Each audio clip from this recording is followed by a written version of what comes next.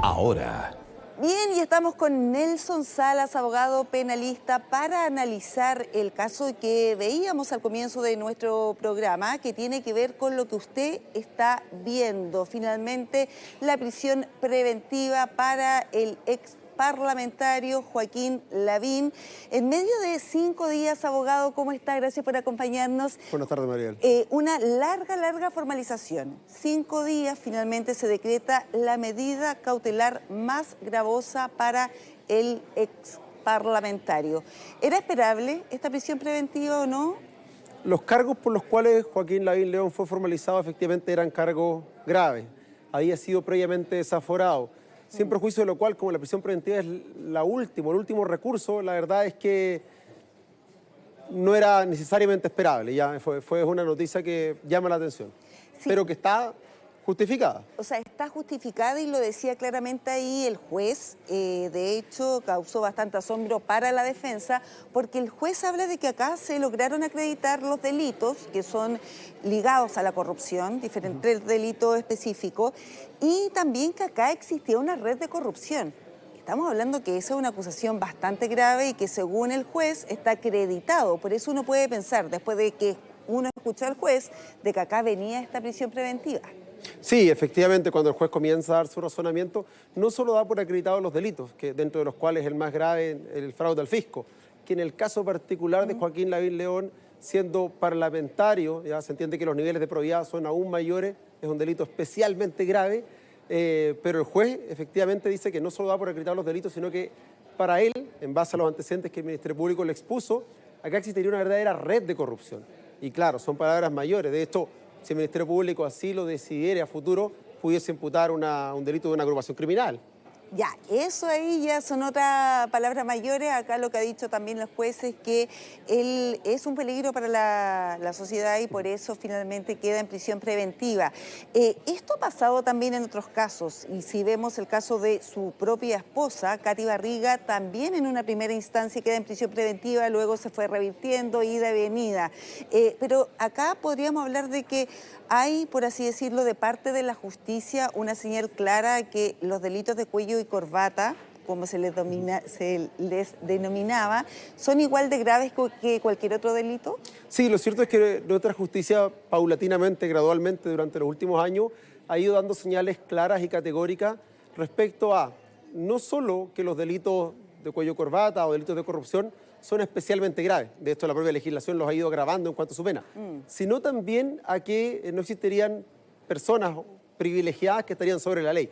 La verdad es que tiempo atrás, años atrás, pensar en un parlamentario desaforado y formalizado era una situación sumamente excepcional, pero si miramos ahora en los últimos años, no es uno, sino son 4 o 5 parlamentarios que han sido desaforados, que han sido formalizados, que algunos han sido condenados, y lo cierto es que el Ministerio Público en ese sentido está dando señales claras, a veces incluso ejemplificadoras. Sí, o sea, y lo estamos viendo esta semana, claro, lo que pasó con Joaquín Lavín, ex parlamentario, cuando fueron precisamente las autoridades policiales hasta el Congreso Nacional a incautar, recordemos, los computadores, y lo vimos hoy día con la senadora Camila Flores, en una situación similar. Uno se pregunta, ¿irá a pasar lo mismo? Bueno, es todo parte de una gran indagatoria. Ahora, ¿la prisión preventiva se puede ver como una pena anticipada, abogado, para la opinión pública? De esto, para la opinión pública, muchas veces este momento de la formalización y la prisión preventiva, años después se recuerda como momento de la condena. Nos quedamos muchas veces con esta imagen.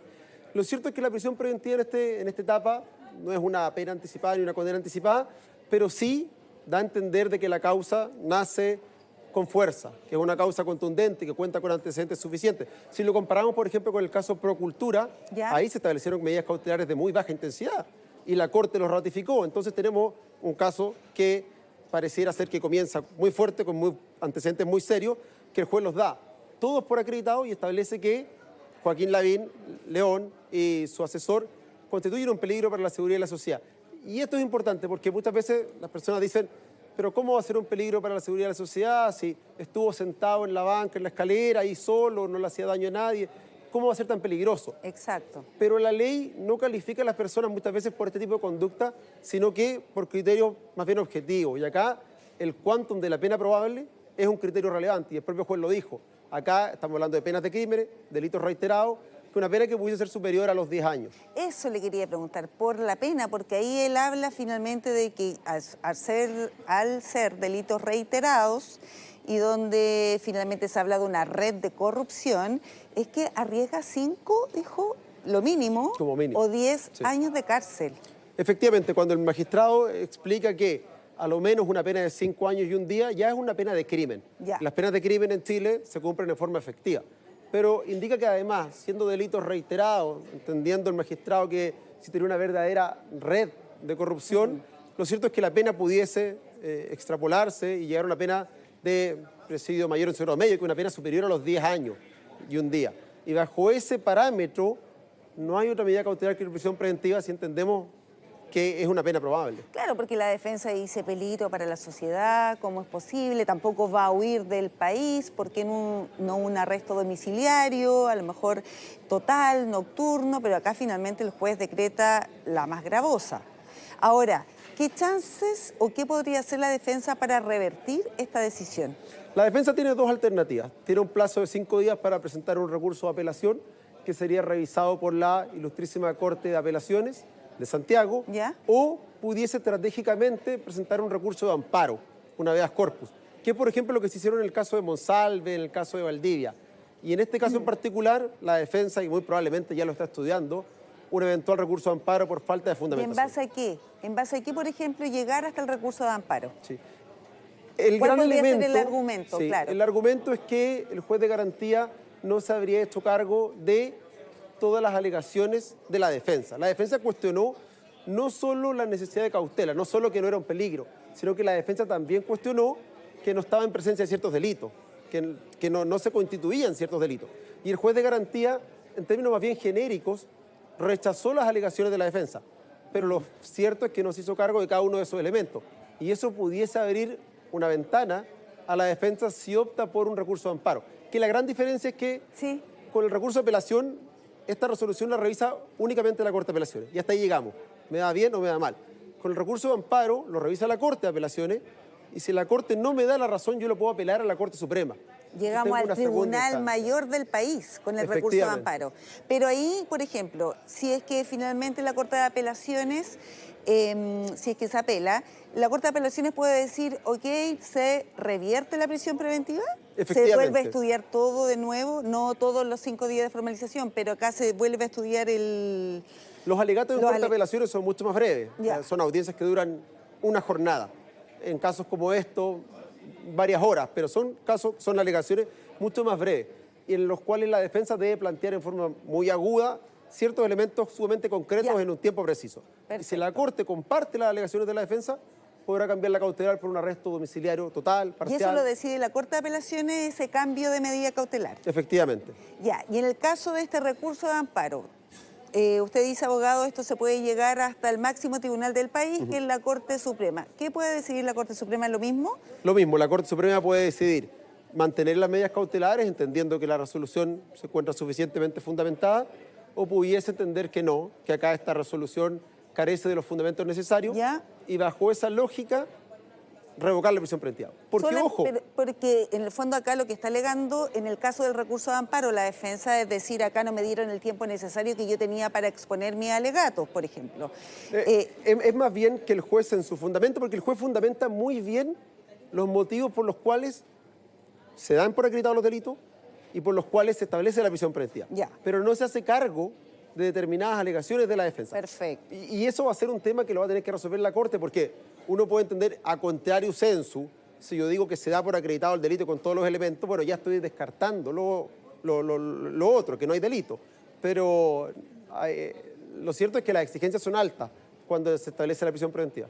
¿Y cada cuánto tiempo se tiene que empezar ya a revisar las medidas cautelares? Bueno, va a haber una apelación, ya lo dijo incluso la defensa, pero ¿cada cuánto tiempo se revisan? Sí. Porque vimos, por ejemplo, el caso de Katy Barriga, que quedó en prisión preventiva, luego arresto domiciliario, después de un cierto tiempo vuelve a prisión preventiva, fue unir y venir, ella, claro, estaba recluida en la cárcel de San Miguel.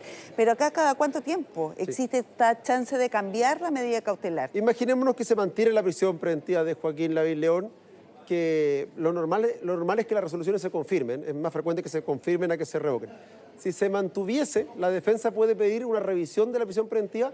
La ley no dice cada cuánto tiempo, pero sí hay una exigencia, que existan nuevos antecedentes que justifiquen revisar la medida cautelar. Entonces, ¿qué probablemente haría la defensa o qué hacemos la defensa? Reunimos nuevos antecedentes, cuestionamos ciertos elementos con alegaciones que no se hicieron en esta oportunidad y un nuevo juez o el mismo juez, si no está inhabilitado, el mismo juez, pudiese resolver y mantener la medida cautelar o revocarla y cambiarla por una menos intensa. Ahora llama la atención también, y mucha gente se lo pregunta, la cantidad de tiempo que tardan todos estos procesos. Lo decía Katy Barriga, porque ella también está esperando el juicio oral, está en arresto domiciliario nocturno, y claro, finalmente son años y años y años que ha estado finalmente bajo la lupa de los tribunales, de la justicia, sin todavía algo definitivo, una condena, por así decirlo. ¿Por qué se tarda tanto tiempo? Efectivamente, en delitos económicos o delitos de corrupción, muchas veces la revisión de todos los antecedentes, poder verificar medidas intrusivas como interceptaciones de llamados telefónicos, análisis de correos o de datos, es un trabajo que es complejo y para nadie es una sorpresa que el Ministerio Público, la verdad es que tiene una gran carga laboral en comparación a la dotación.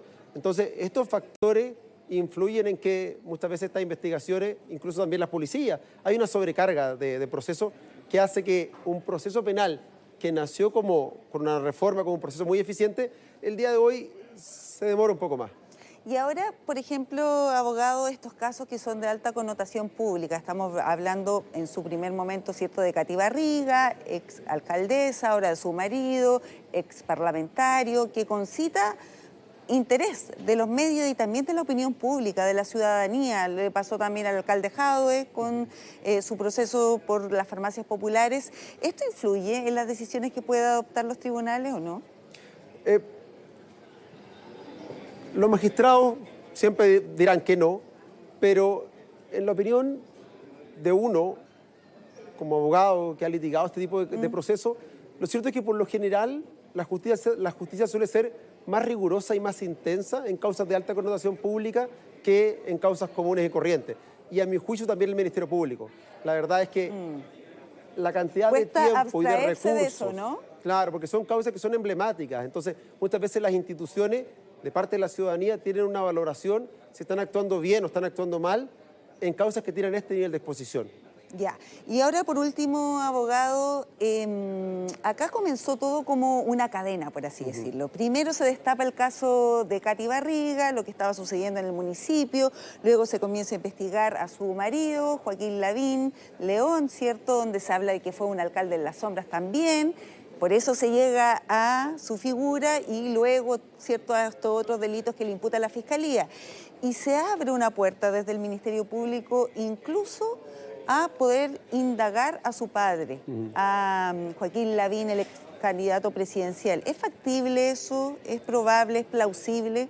Sí, lo cierto es que si uno ve acá, cuando uno dice que hay un efecto dominó, pareciera ser algo similar. O sea, efectivamente se investiga a Katy Barriga, se da cuenta de ciertos antecedentes y en el proceso de esta investigación aparecen ciertos correos electrónicos o información que habría suscitado interés de investigar de parte del Ministerio Público.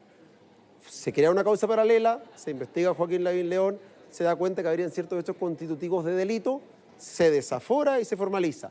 Y el Ministerio Público ya ha adelantado que habrían ciertos elementos que darían cuenta que también su padre sería un sujeto de interés. ¿Pudiese el Ministerio Público investigarlo, formalizarlo? Sí.